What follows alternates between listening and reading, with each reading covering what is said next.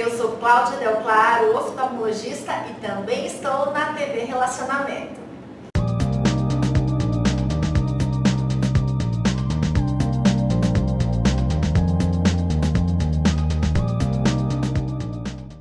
Olá, internautas, nós iniciamos mais um programa Gestão Executiva.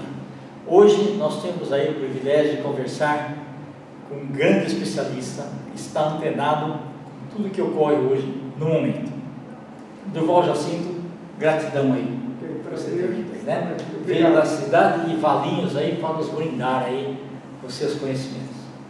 Durval, conta um pouquinho dos nossos internautas, onde você nasceu, tá? Nós vamos falar sobre a sua trajetória profissional.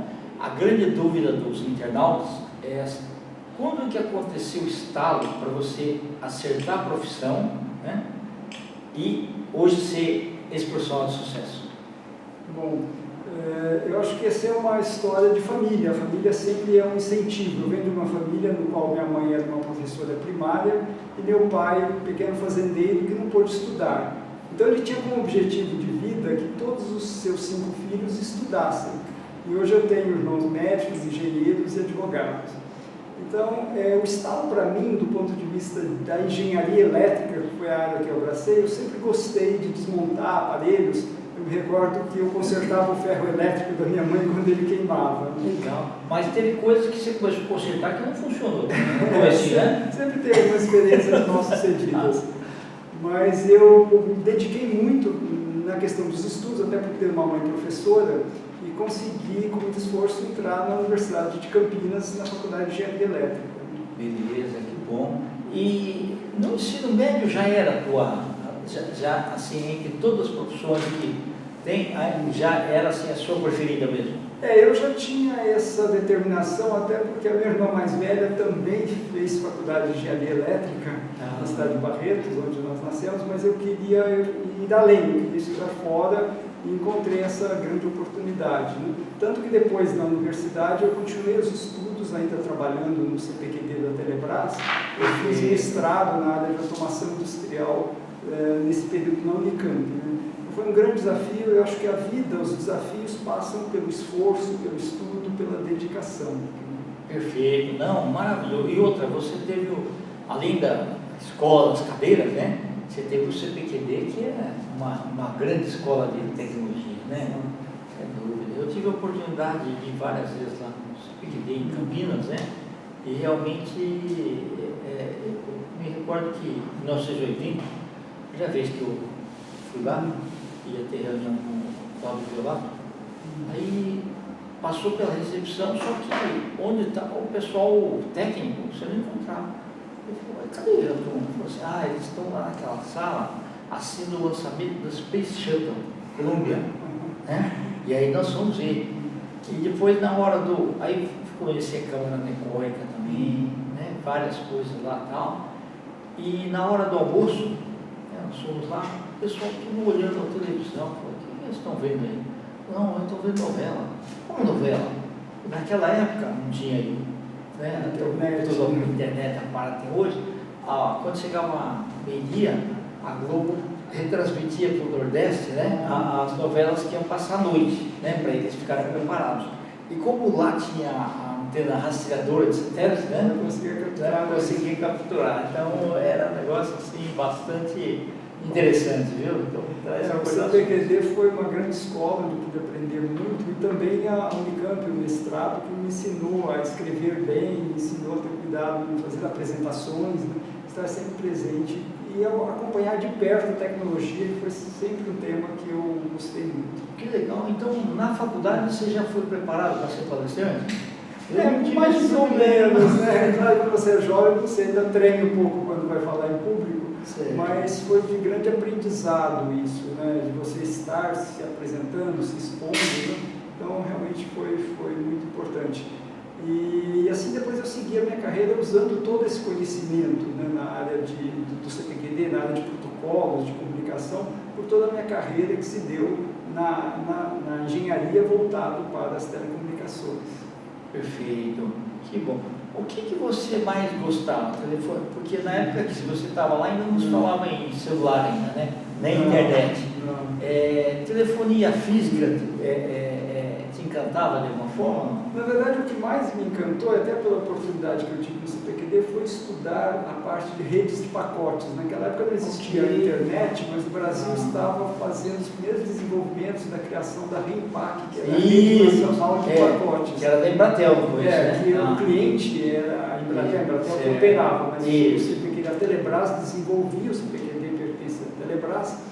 E então nós começamos a desenvolver protocolos, que era uma coisa nova, testar esses protocolos, ainda usando aqueles grandes computadores da DEC, né?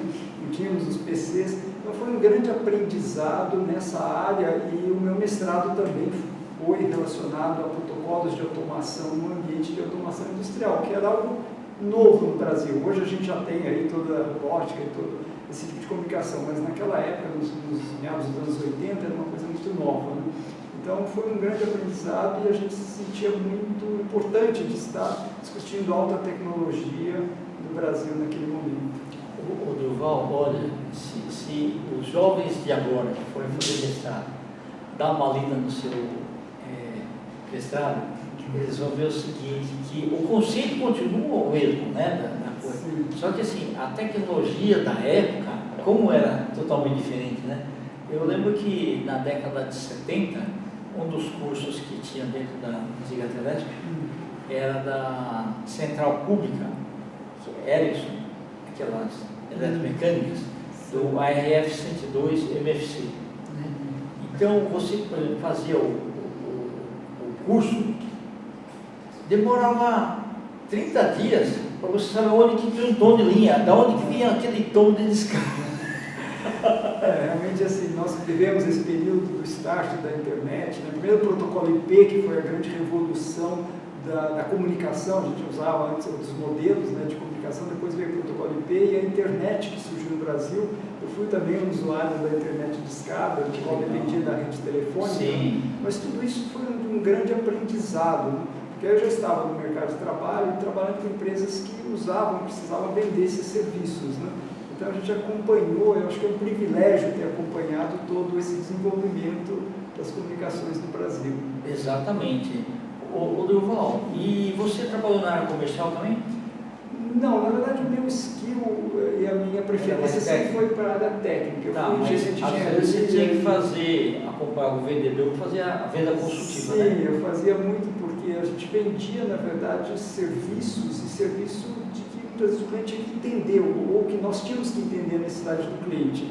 Então eu também usei um pouco da minha experiência para fazer apresentações em clientes sobre os serviços, fazendo apresentações em eventos sobre como funcionavam as tecnologias de comunicação naquela época. E adequar para o público, né, a linguagem, né? Exatamente. Quando é só para engenheiro, podia ser sopa de letrinhas, mas... Esse é o grande desafio dos engenheiros, saberem transmitir uma informação da maneira mais didática, mais simples possível. Mais palatável mesmo, né? Tá, perfeito. Ô Durval,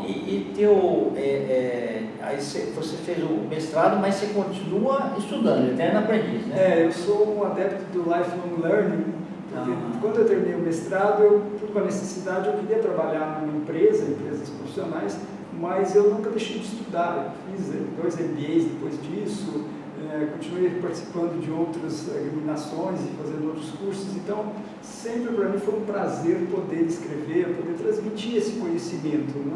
Eu cheguei a escrever muitos artigos para o blog da Lumen, para o blog do Project Management Institute, que eu fui um dos participantes no Brasil há 20 anos atrás, criando um conceito também de gerenciamento de projetos. Então a minha atuação sempre foi voltada para a área técnica e depois entrei numa atividade mais de coordenação de pessoas, de profissionais, mas sempre profissionais da área de engenharia. Ok. Ô Durval, se a gente for pensar aí, porque quando você coordena pessoas, precisa ser bom também de gestão de pessoas, né? Assim que mexe com a parte dos talentos humanos, né? Tem muitos engenheiros que às vezes preferem ficar lá debruçado no projeto do que conversando com as pessoas. Você não teve dificuldade com isso, né? Olha, eu acho que foi um aprendizado, né? Eu cheguei no começo da carreira a ser gerente de 4 pessoas e terminei, digamos, a carreira executiva agora com mais de 400 pessoas sobre a minha gestão. Mas é um desafio, e eu acho que esse desafio tem muito a ver de entender o outro e de ajudar as pessoas. Né? Perfeito. Ajudar aquele Não é que tem só a dificuldade. qualificação de poder, mas é o objetivo comum, né? Para mim, assim, o poder, na verdade, está na sua capacidade de agregar, de transmitir, Certo. não no cargo. Eu nunca dei muita importância para o meu cargo tal ou tal.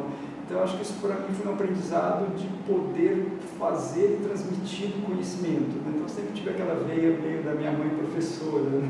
Que bacana.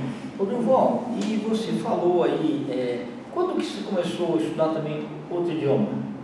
Olha, idioma é uma coisa muito importante e eu tive dois aprendizados importantes do idioma. O primeiro foi o inglês, que por ter, nos anos 90, trabalhado por uma subsidiária da empresa AT&T, que é a maior empresa de telecomunicações do mundo, eu trabalhava aqui no Brasil, mas tendo um chefe americano, então você tem que se aperfeiçoar no inglês. Eu estudei em alguns cursos de inglês. E outro aprendizado para mim foi muito no contato, foi o espanhol. Porque eu fui trabalhar quando abriu o mercado aqui no Brasil em 1997, o mercado de telecomunicações, com a Lei Geral. 98. A partir de 98, mas em 97 eu já estava numa empresa que veio para o Brasil, que era a IPSAT, que era uma empresa latina, ela nasceu na Argentina, e então todos os meus chefes, praticamente desses quase 25 anos que eu fiquei na empresa, foram argentinos, e eu fui aprendendo espanhol sem nunca ter feito um curso. Né? Aí eu passei a atender clientes, sim, tem pessoas brasileiras nessa área, mas foi no período anterior. Né? Então, para mim, foi muito importante aprender com as pessoas, e eu depois comecei a trabalhar não só com a Argentina, mas com a Colômbia, com a Venezuela, com o Chile, Peru. E esse aprendizado da língua, ele vem quando você está inserido num ambiente que você passa mais parte do seu dia lendo, escrevendo, falando em outra língua, você acaba assimilando. Né? Eu acho que isso também é muito importante. O idioma abre quebra barreiras, abre portas para as pessoas poderem crescer profissionalmente. O que eu tenho falado para os jovens que estão entrando no mercado de trabalho, eu falo, procura ter um outro idioma também. Porque na qualificação ali, alguém vai ver. Hoje tem o mandarim, por exemplo, que é um idioma. Sim, verdade, né? Cuidado com o inglês. É verdade, está certo.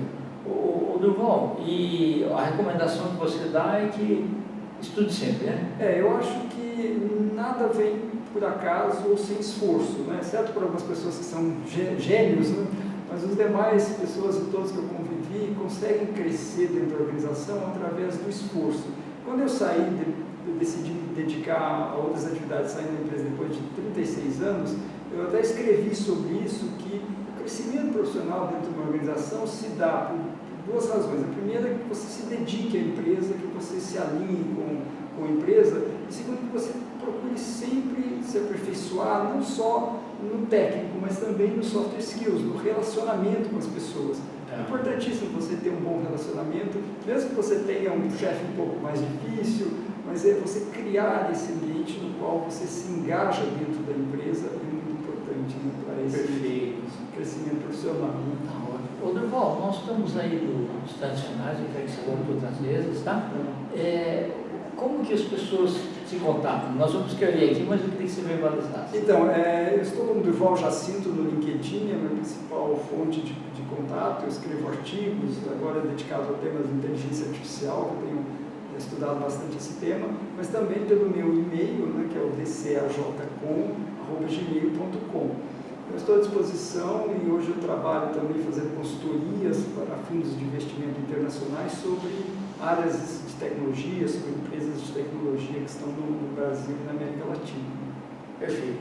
Bom, gratidão e venha outras vezes nos brindar com seus conhecimentos, tá? Parabéns. Internautas, com os agradecimentos então a esse fantástico profissional, Durval Jacinto, nós finalizamos mais uma gestão executiva. Um grande abraço e até a próxima.